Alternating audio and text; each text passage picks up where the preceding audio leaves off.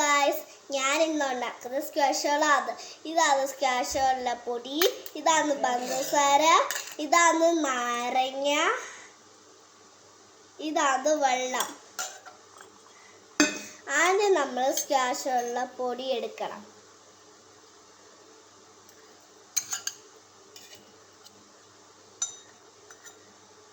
എന്നിട്ട് ഇച്ചിരി പഞ്ചസാര ഇടണം.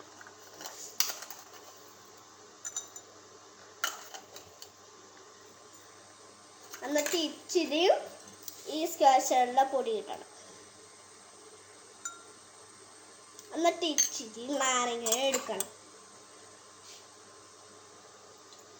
നാരങ്ങ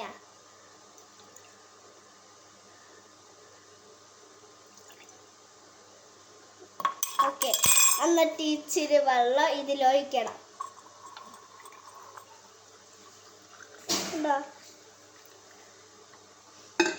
സ്ക്വാഷ് എല്ലാം റെഡിയായി. നിങ്ങൾക്ക് ഇഷ്ടപ്പെട്ട കമൻറ്റ് ചെയ്യണം, ലൈക്ക് ചെയ്യണം.